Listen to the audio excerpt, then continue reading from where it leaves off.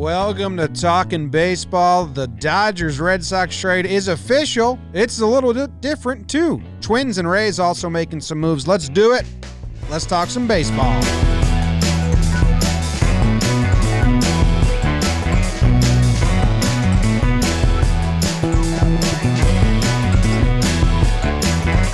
What's going on, everybody? Welcome to Talkin' Baseball. It is a fine Monday morning, February 10th, and we had some action last night. Feel like it's a bit of deja vu because we're talking about the same teams and the same players, but it's different, Jake.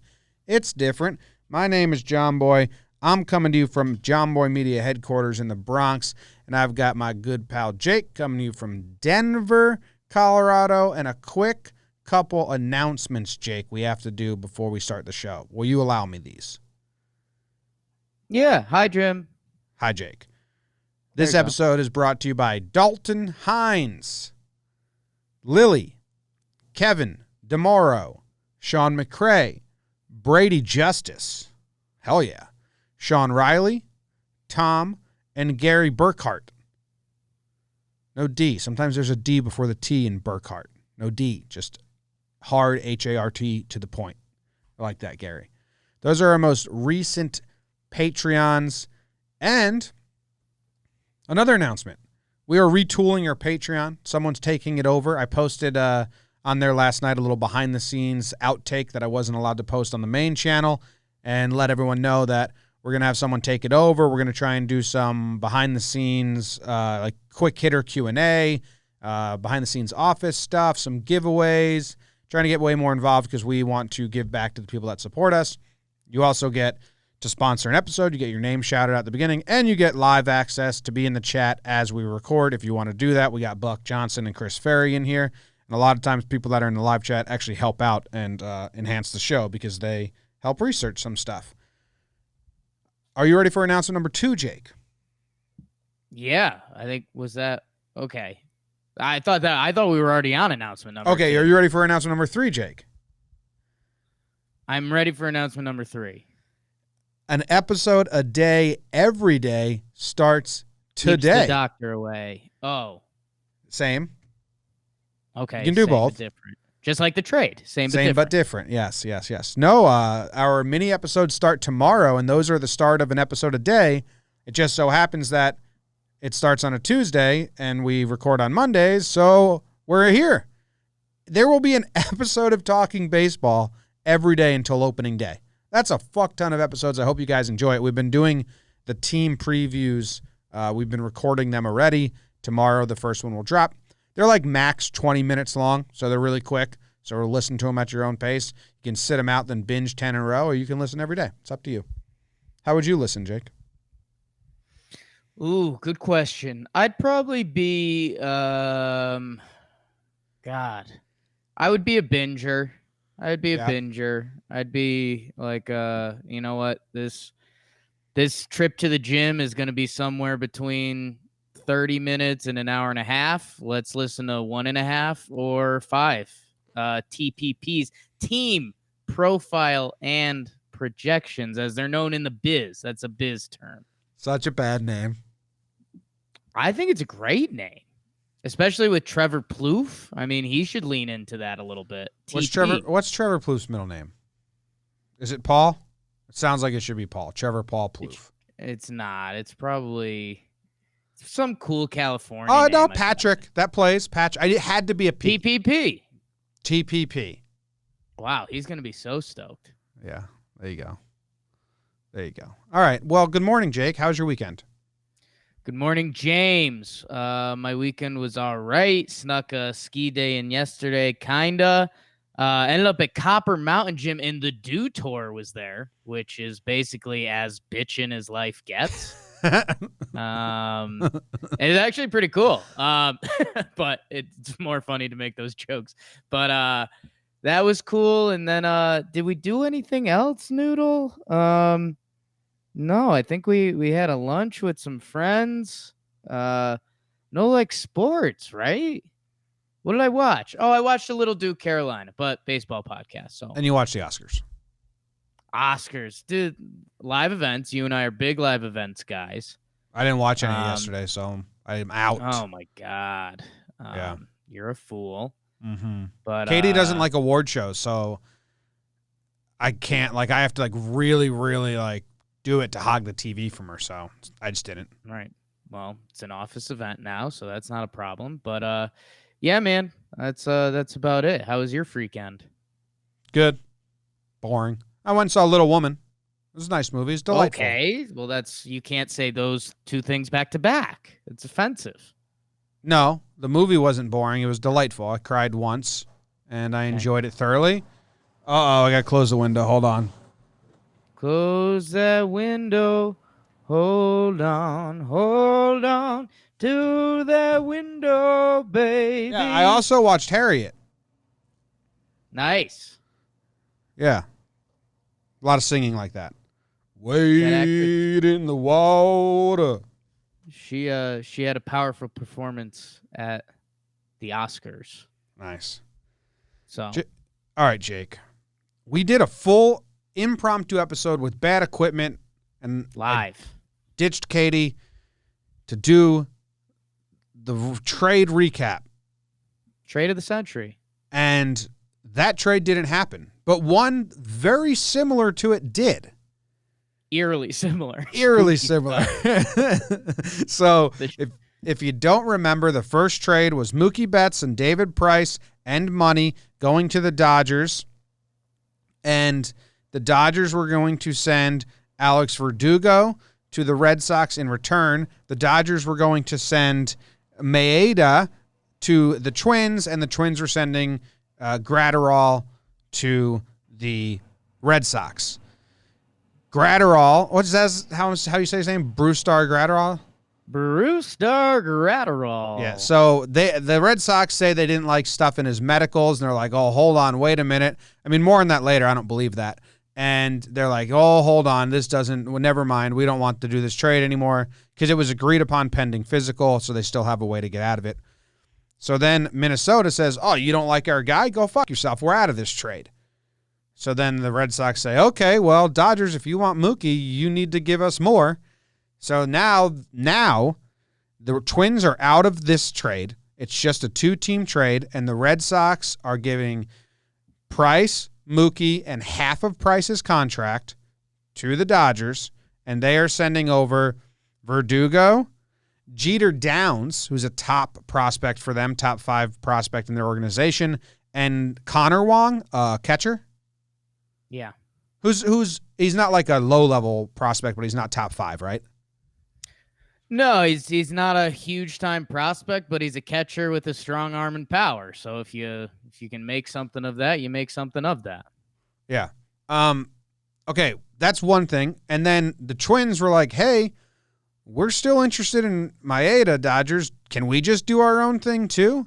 And the Dodgers like, yeah, you know what? Sure. So they're like, you give us Brusdar Gratterall. We'll give you Kenta Maeda. We'll give you $10 million.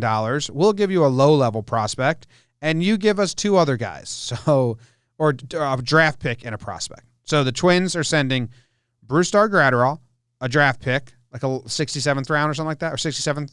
I don't know what it was. 67th pick in this year's draft, and Luke Raley. And Luke Raley, prospect. And all right, so that's it. So, and then the Angels and Dodgers trade just isn't happening as of now. Yeah, so we'll put that on the back burner for sure. And yeah, can you and I have a nice honest conversation? Why are they still calling this a 3-way trade? I don't. Are they? I didn't see that. Two-way trades. Yes. Yeah, I didn't see anyone calling it that. I do like that the Twins basically said, "Fuck you, Red Sox. We'll just do it without you," and did it. Yeah. So can we talk about the hang-up before we go on to the new trade? Because I don't believe. Yes, because it sounds like you've got a conspiracy theory, so I'm here for that. That makes me not even want to say it because, like, I don't like that makes it sound crazy off the bat. You got to say it. You believe it. It's more like I'm cynical than a conspiracy theory. Okay, here's a cynical conspiracy theory. I don't want to say it. I don't want to say it. I don't like it being framed like that. I'm out. Well, sorry. But I mean, it kind of is, and I think yeah, but I'm not the only one thinking it. Like everyone, like, and that's fine. Then beat say what reporters people are saying. Say you're not saying it. That's what I do all day.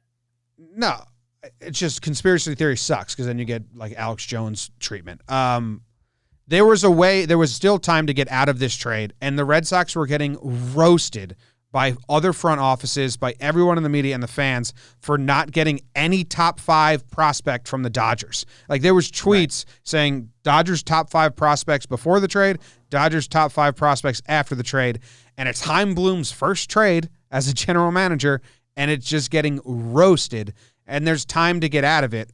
And I think they used the window and the medicals as that, because like we did the whole thing, and you and I were talking about he's a reliever.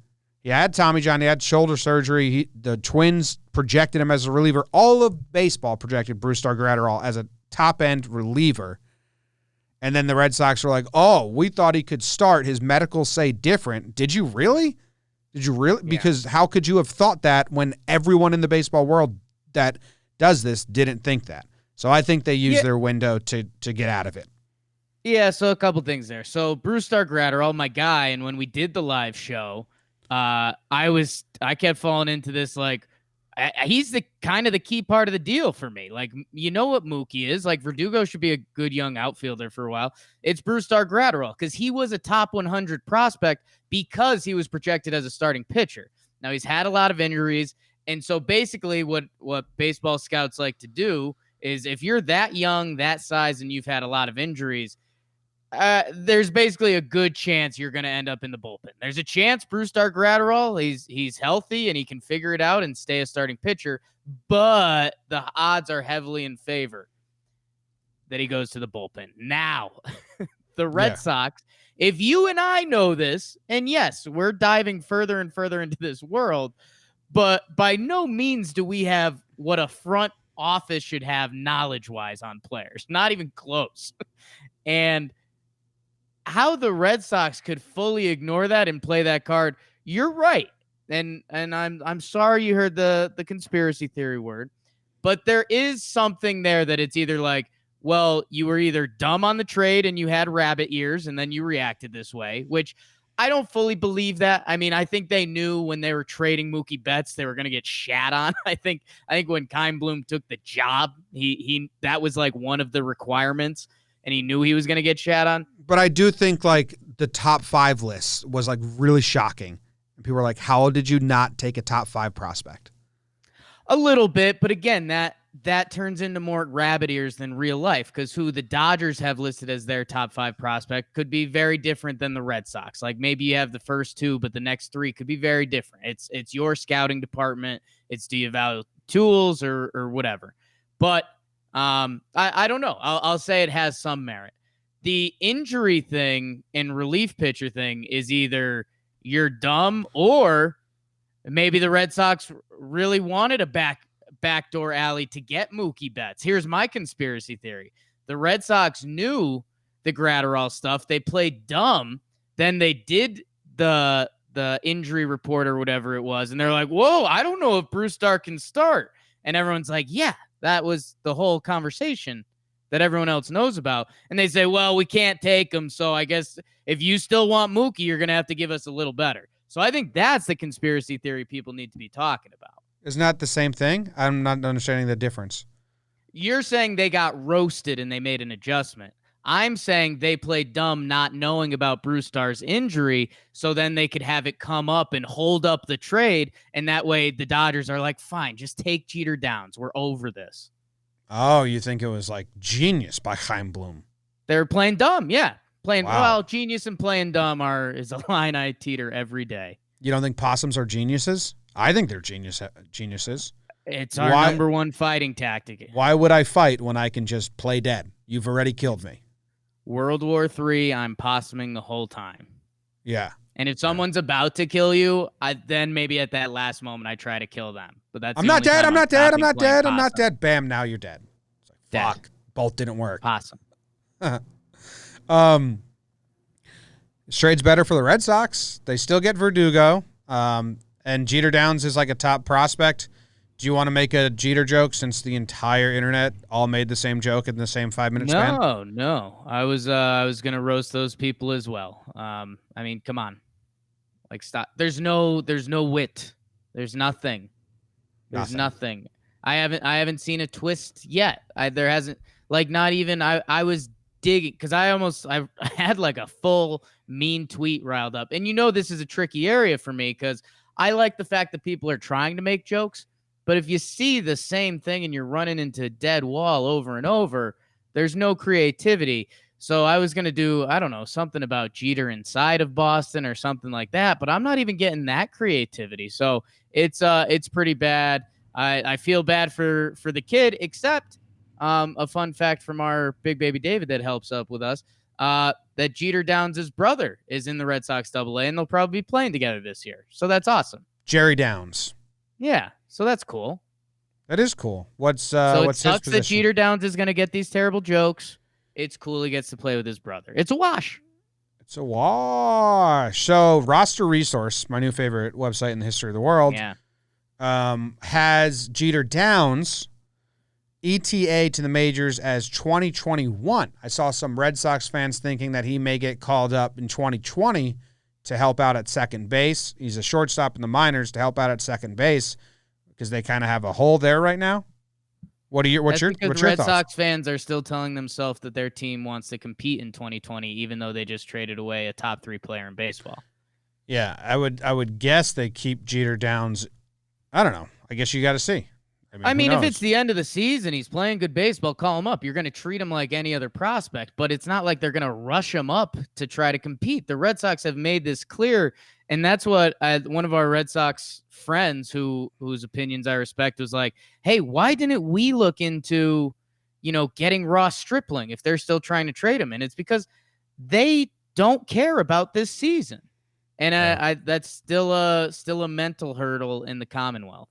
Jeter Downs numbers and minor league numbers mean dick, but Jeter Downs numbers in AA, he hasn't even played in AAA yet, in Tulsa, are pretty good. So there you go. Nice. It's 12 games. Looking at a 12-game sample, so my bad. Okay. Deep dive. dive. Okay, so this dude's only played 12 games in AA. He's not a key cog of the 2020 Red. I saw some people saying he's going to be in the infield. No. 2020. No, that's people trying to convince themselves that the Red Sox are up to something, and they're not, guys. But I understand the feeling. Well, they're set up for like a quick rebuild. They are set up for a quick rebuild. Oh, absolutely. Their 2020 is gone. And like that's not Yankee stuff, even though a 103 win team with the most injuries ever added Garrett Cole. It's also the Tampa Rays are really good. And Boston won 84 games last year and traded away Mookie Betts. And you don't have pitching. The lineup's going to hit. They're still going to do that. But you're an 84-win team that traded away Mookie Betts and doesn't have any pitching. There you have it. Well, Connor Wong went to the University of Houston. Okay. Drafted in the 3rd round. And he has 40 games at AA. But they're pretty short at catcher. They love Vasquez. Vasquez had a good year last year. I know. But he's not good. Oh. No, you know what? He is good. He is good. He's just like a light-hitting catcher. Wow. I mean, you don't disagree. He hit really well last year. He had a great year last year. Did he? What was his stats? What's his first name? Christian Vasquez. Am I spelling his last name wrong? Oh, I am. Z. It's a Z. Yeah. It's 2 Z's. How about that? He had a 103 OPS plus and 798 OPS. Yeah, 23 home runs. Not bad. That's really good for a catcher. Yeah, for a catcher, it's good. I wouldn't go bragging about that. No, and let's see it this year without a juice ball is what I'd say. Ooh. Anything else? And Verdugo, we already did a lot on Verdugo last round. He's got 4 years. Obviously, Jeter Downs and Connor Wong have 6-7 years. Yeah. And Verdugo's got 4 more. He'll go right into right field, and they will have a weird outfield of Benintendi, JBJ, and Verdugo. Benintendi's kind of on a prove-it year. Hey, are you mediocre or are you slightly above average? JBJ is a fantastic defensive center fielder, game-changing defensive center fielder, swings a wet newspaper when he steps into the box, and Verdugo may be their best outfielder, but he's not Mookie Betts.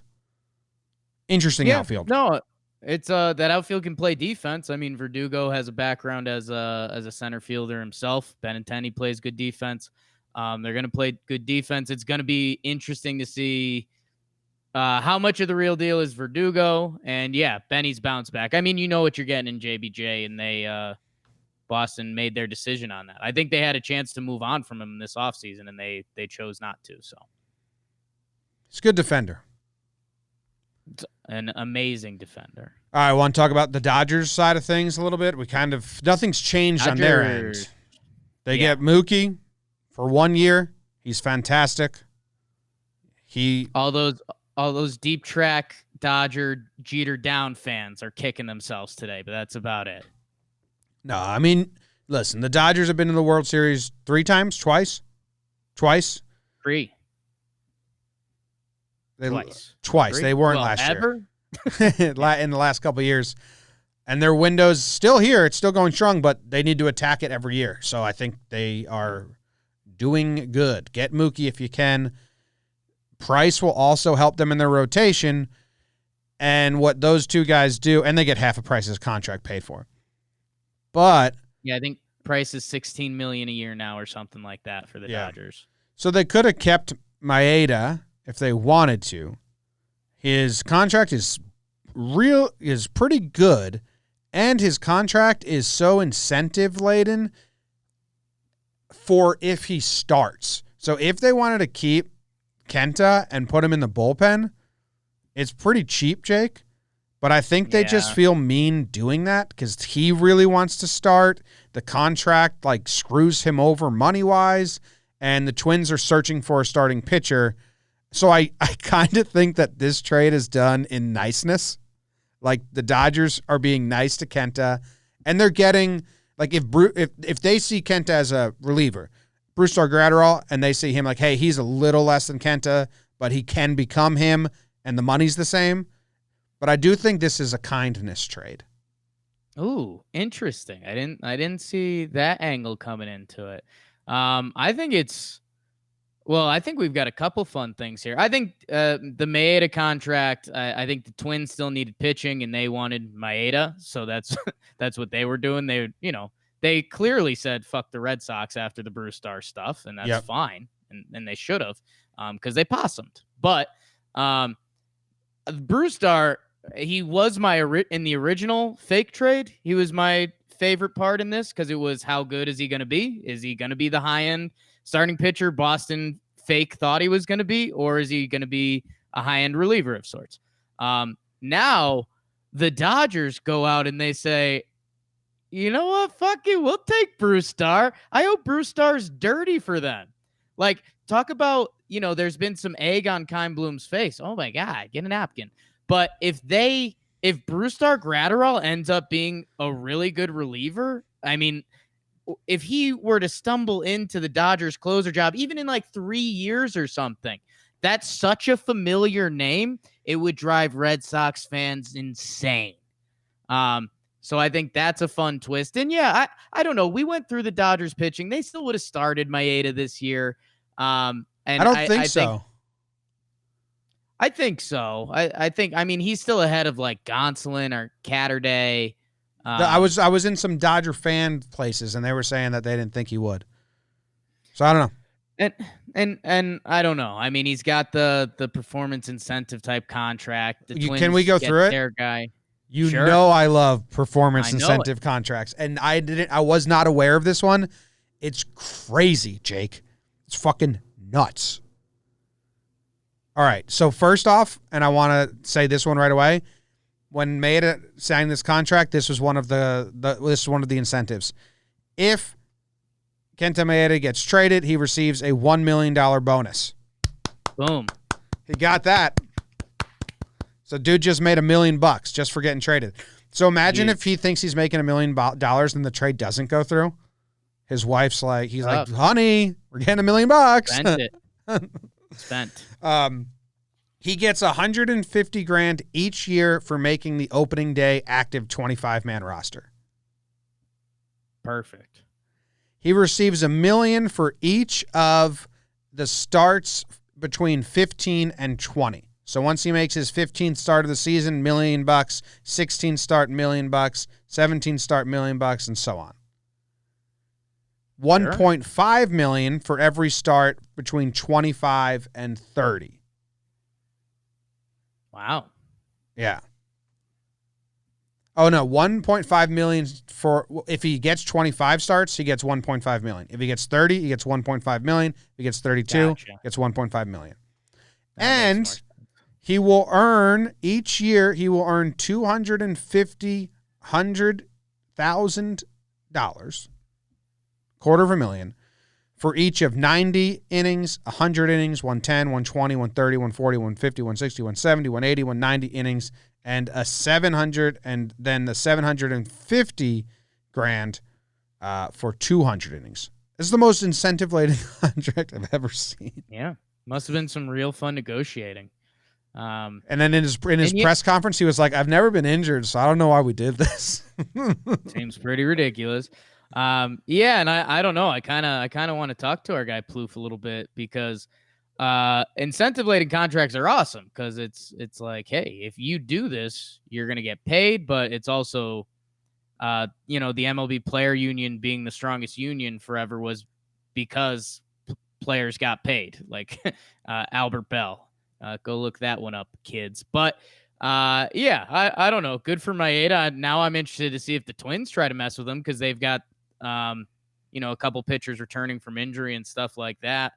He only Maeda showed out in the bullpen. I think the problem with his contract and his agent sucked is the floor is $3 million. Yeah. Like if they just put him in the pen and he doesn't accrue any of the starts, any of the innings, it's just $3 million a year. It's like wildly different. Yeah, I think there is some unspoken back channel agent stuff and MLBPA. Like, you can't do that to Kenta Maeda when he clearly be a starter on your team. So that's why maybe if the Dodgers think that these young guys are going to come up and like there's a chance they win the spot from Maeda, then they're like, you know what? Like, we don't want to deal with that mess. The Twins can dig that. I mean, I like your niceness angle. I like it. I'm not fully buying it. Also, it's just like the Twins were so mad at the Red Sox. Dodgers were like, whatever. Dodgers have plenty to spend. They're like the banker in Monopoly feeling guilty for the other people at the table. Twins were so happy to give Brusdar Graterol to the Dodgers. Yeah. They should have called the Yankees up. You want Graterol? Rub it in the Red Sox face. Up all night on Graterol. Yeah, that cigarettes and alcohol. The new MLB PR team missed out on that one. Yeah. And then I don't know the prospects. Who's the prospect that also is going from the Dodgers?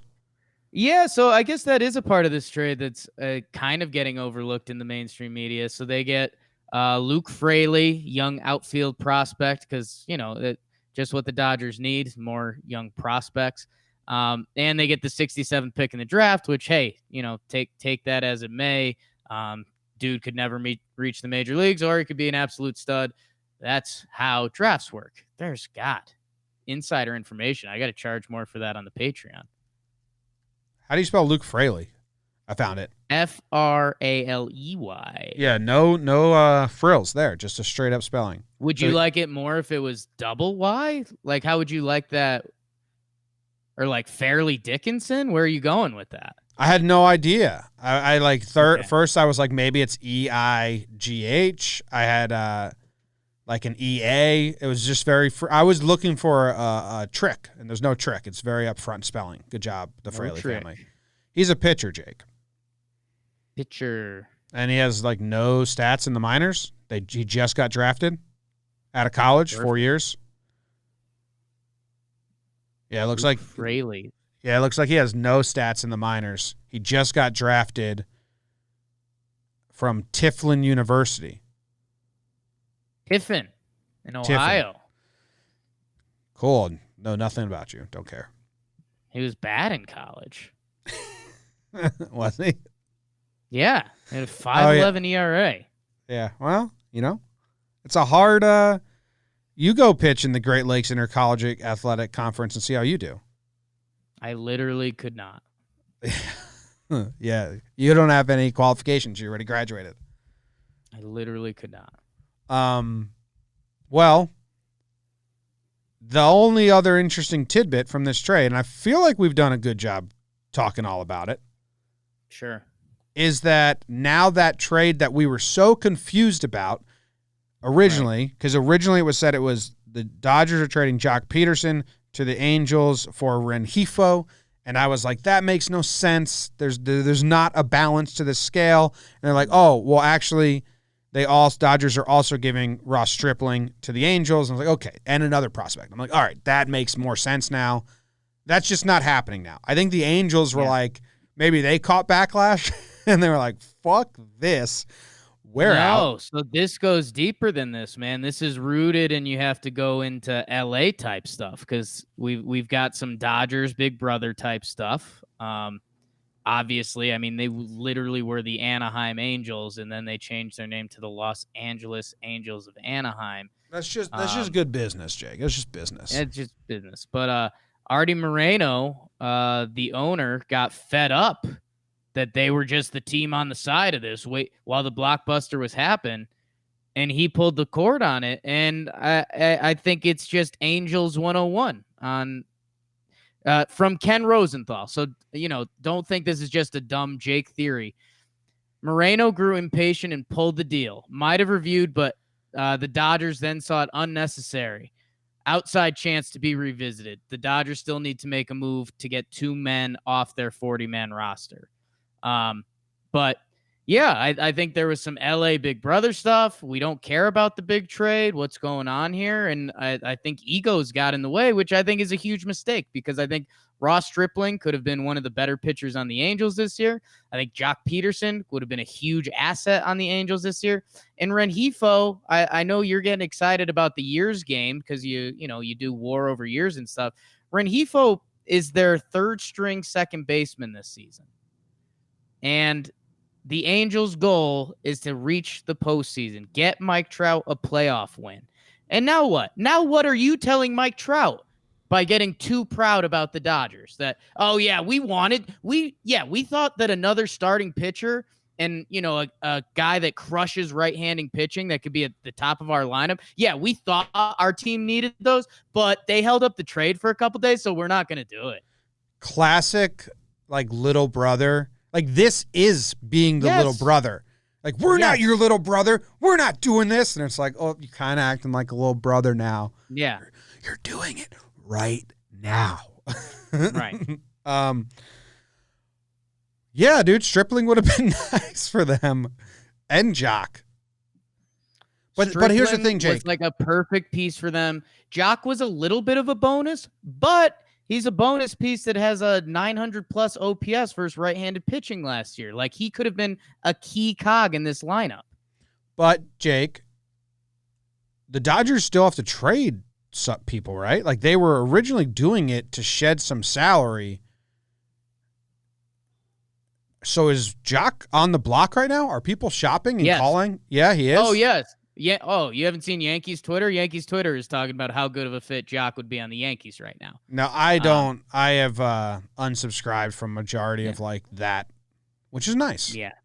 So, and every team's fan base is doing that. I just threw the Yankees fan base under the bus right now. But yes, they are considering moving Jock Peterson. I still don't think they should. I know we just did some salary stuff on the CBA, but man, I mean, if a Jock Peterson, AJ Pollock platoon plus injuries are going to hit this team this year, I mean, you're loaded and your goal is to win the World Series. We just talked about the Angels' goal, which they told Mike Trout that, hey, we need a starting pitcher and another outfielder. Oh, no, we don't, Mike Trout. Just go do it yourself again. My bad. Their team's actually pretty good. I love my Angels. But when you do a takesy-backies on a trade like this just to be proud, I don't know. So, yeah, a lot of teams are talking about Jock. I saw our Stripling, guy, we like Petriello, right? I don't know who that is. Mike Petriello. He does the. Oh yeah. I like him. Yeah. He had a good tweet. Let me see if I can find it. I've never said his name. Like I've only read it. I've never heard it or spoke it. So Petriello didn't ring a bell. So he said if the Dodgers can't keep Jock, and he's like, that seems possible, and the Angels are out, he goes, the teams that should want Jock Peterson: 1, Cleveland; 2, Cleveland 1 billion times more; 3, Texas, move Gallo to center field. Oh 4, my God! Chicago Imagine he goes to within the division of the Angels, but they didn't take him because they just didn't want to be the little brother. So they beat the little brother to an extreme, and then then he's within division. That's such a little brother move. Yeah. Yeah. And that would be Texas coming in as like the weird cousin who kicks the little brother. 4, Chicago White Sox. Mazzara's there, but he's not a blocker. The Rockies, St. Louis/Chicago, maybe. And then 7, he said still Cleveland, though. But they're not going to do it because they're not going to want to take on $7.5 million. Yeah, I mean, Cleveland doesn't like. Jock is available. And it'd be cool if this would be a sweet time for the term John Heyman has ruined, the mystery team to pop up, like a team like the Braves or something. Be like, okay, but then it's the Dodgers trading with the Braves, so a lot of moving parts. I don't know, still a good chance he gets moved, but also Dodgers keep him though and platoon him. I mean, we keep saying platoon. He played. Let me see. Well, because he hits the righties, and there's more righty pitchers. Right, but I think mentally, because we're like, okay, teams have, left-hand pitch. He played 149 games last year. You can't do played in the National League. How many did he start? So he started. Let me see. And by the way, he's still an asset to come off the bench in those games, so there's half points. He started 109, but he had 514 plate appearances. Okay. I mean, yeah, he gets I think he sat for lefties. Yeah. Oh, he cannot touch lefties, which I think they also like. He wasn't good at it, but I think they also poisoned his brain. He only got 50 plate appearances. Yeah. Yeah. So he was a platoon guy. As soon as the lefty was out, the starting lefty was out, he came off the bench. So he's the bigger half of the platoon, but still they were like, nope. That sucks, man. Like, how are you going to let him try? 36 home runs last year. Sometimes these platoon guys get made into platoon guys like before they get a chance. I don't know about Jock. Yeah, I'm not speaking specifically about him there. Yeah. His numbers. But what you are saying is Jock is 27 years old. And hey, if he was on a team that wasn't the Dodgers, you're probably right. They tell him to play through that so you can be out there trusted more. But it's part of the NL, and it's part of the way this Dodgers team is built. They have someone like Kike Hernandez who they can throw out there. And the Dodgers just look at that like, they're going – like Jock Peterson doesn't say he's taking a rest day. It's just he's going to come in and pinch hit in the 6th inning and then play the second half of the game. His numbers – in those splits so are bad, so bad. Those 50. I mean, it's only 50 plate appearances, but it's a 5.05 OPS, dude. Yeah, it's a 240 on base percentage. His career is not that much better. His career is a 572 OBS, 375 plate appearances. Okay, so Jock can't face lefties. No, that's fine. So it is fair to label him a platoon guy. Yes, but it's not telling the whole story. With the you have to say a lefty platoon guy is more valuable than a righty platoon guy. I mean, 36 homers last year. It's just math.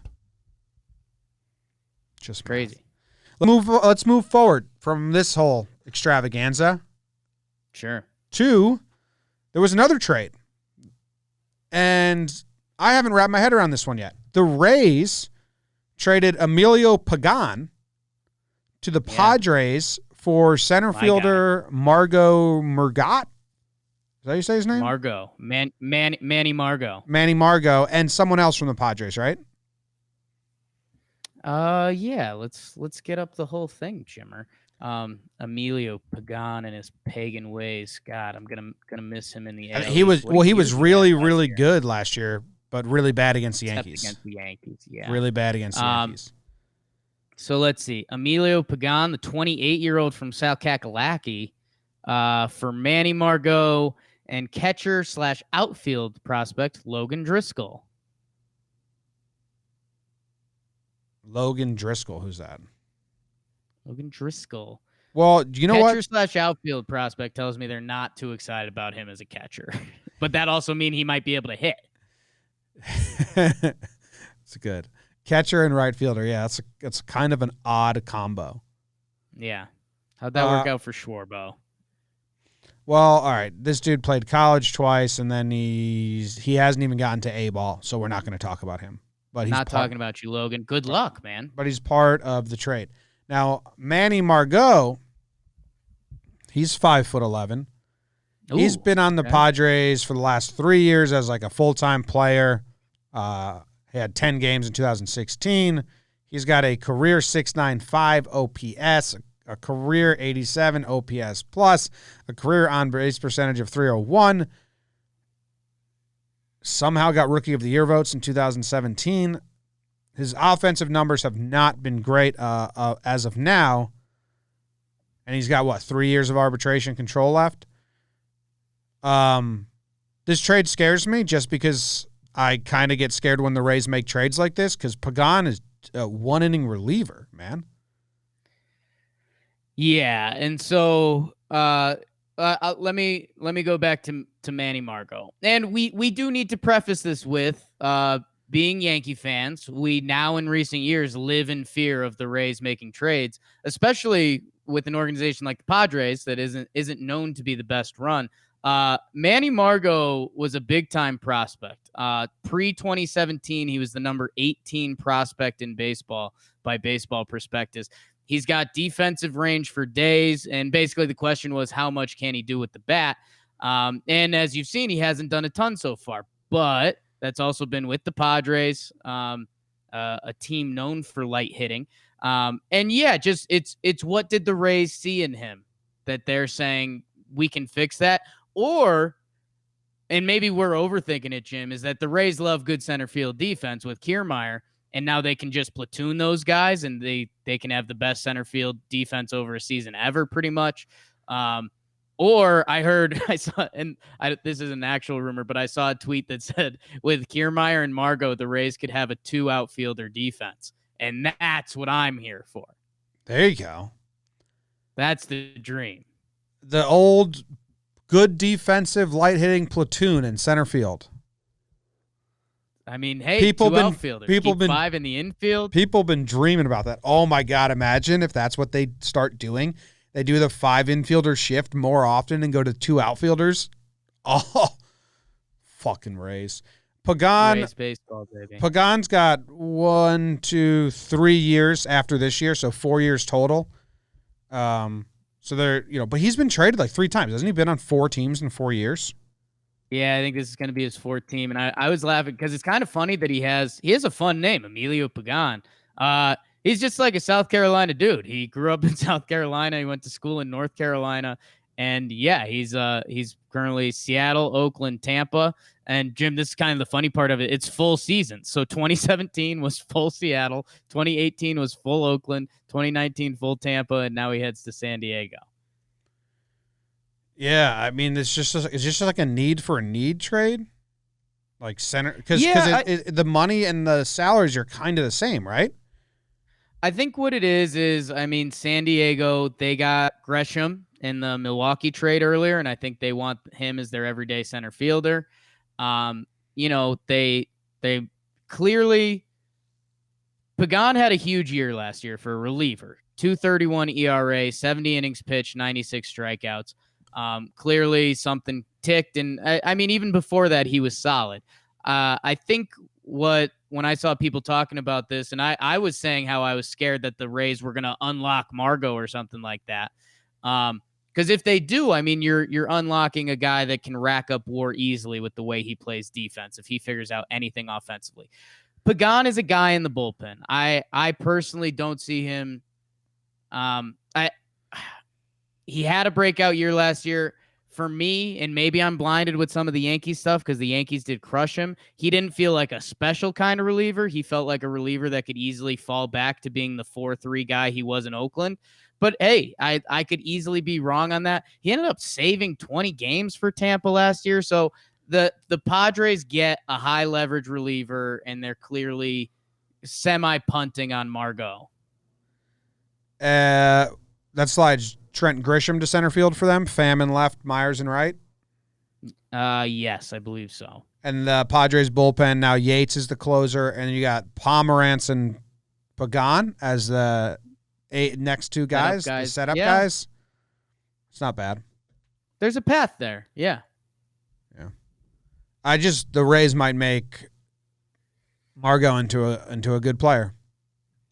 That's the thing. I mean, and it's a big one, and who knows? And maybe we're just overanalyzing the hell out of this. But hey, February 10th, talking baseball, people.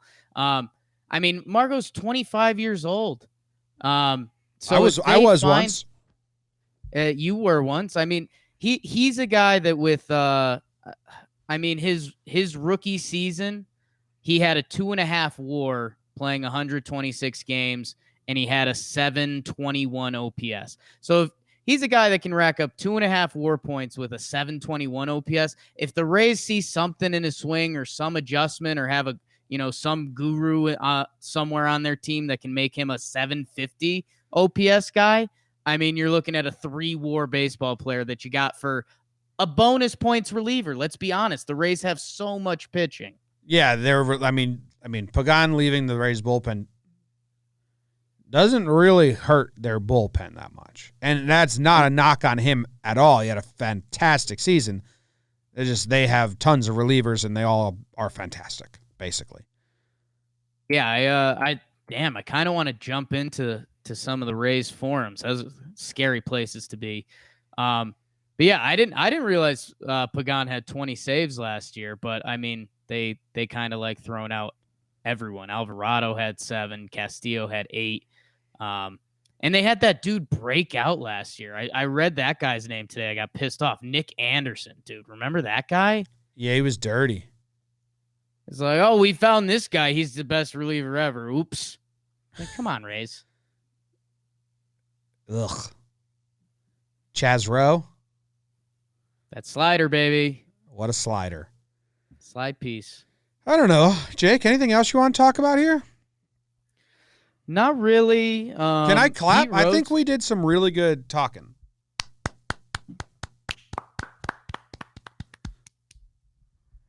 Pete Rose. I sent you my bonus topics. Pete Rose sent a letter to baseball saying, hey, please stop banning me. Do you know he's a bad guy? So I went on a podcast. Guy. What's that? Not a good guy. Yeah, I went on a podcast called the Platinum Sombrero, and it's a Braves podcast, and they asked me about Pete Rose, and I'm not sure how we got there or whatever, but they were like, did you know that he had relations with a 16-year-old, and when they said, hey man, that's not cool, the law was like, you can't do that. He said he had relations with a 15-year-old. Sorry. He said, I thought she was 16 at the time, which was like trickily the legal age of consent in Ohio. Right. So his excuse was, I thought she was 16. How was I to know she was only 15? Yeah. So now that I know that, I don't give a fuck about Pete Rose at all. Yeah. Yeah. Pete never been confused for a good guy for sure. But yeah, so he wrote his letter. Other things. Charlie Morton regrets not stopping sign stealing. So dude, whatever. Like, what's he gonna like? I do not like in Keuchel. Like, what could have Charlie Morton done? He's not gonna go to the public and route out his team in the middle of a winning season. You got to go break more TVs. The fake break TVs. That was Hinch's effort. That's the fakest shit ever. Whatever. And yeah, I mean, I don't think we're going to dive into it. The Hinch interview happened, and that was a blast. I did a whole breakdown of it on the YouTube channel. It basically plays as Verducci was given some questions from MLB, and Hinch was given the answers from MLB, and they were two guys reading off a script. And none of the questions were pressing, and none of the answers were answers. And that was the piece. And that's and that actually shows why we're becoming popular. Did you see the video I did? It's 18 minutes, so it's kind of long, but I did not know. So I just kind of went over everything that we found with the buzzers and Hinch and all that, because he was asked specifically, can you deny that you use buzzers? And he didn't. He weaseled around it. We're like, if these players didn't use any electronic buzzing situations, they would be shouting it. They would be like, hey, the commissioner made his report on the banging, and we did that. But no fucking way. And all you had was Bregman say, like, no, to the question.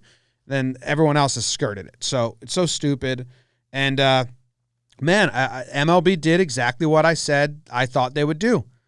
All the evidence that was indisputable, the banging, the clips that we posted and everyone on the internet posted, you cannot dispute those. They had the signs. And that is all that the Manfred report charged them with. Just what the public already knew. Anything deeper that the public didn't have full indisputable evidence on, they said they didn't find anything.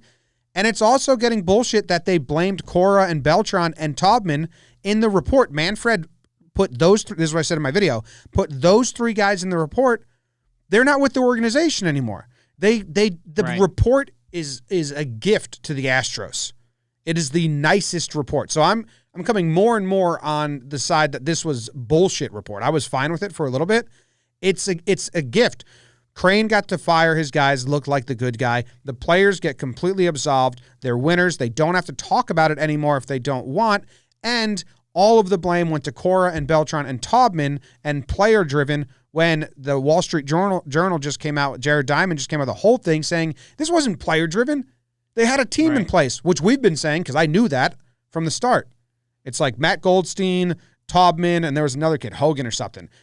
They were the department. So they made a cheating department.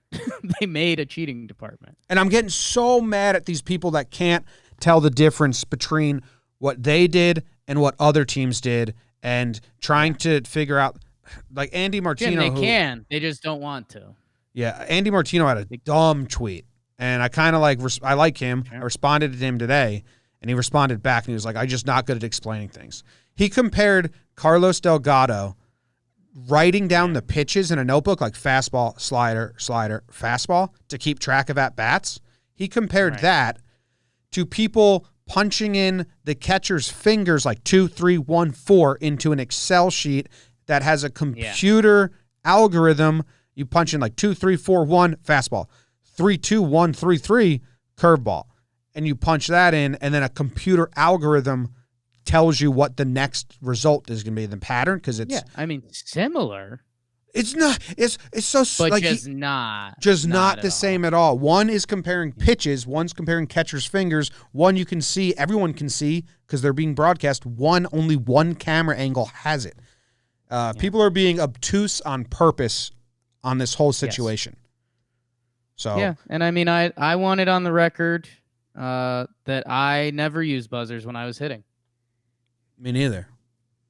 And so I think that's out there now, and I think that's good. And I will allow any Astros player to use that statement if they want. Easy statement, but they have not. And yeah, go check out the JOMBOY video on that. 18 minutes, like he said, because he's an insane person. Jim, only final note I had that was really important was Bruce Bochy tweeted out,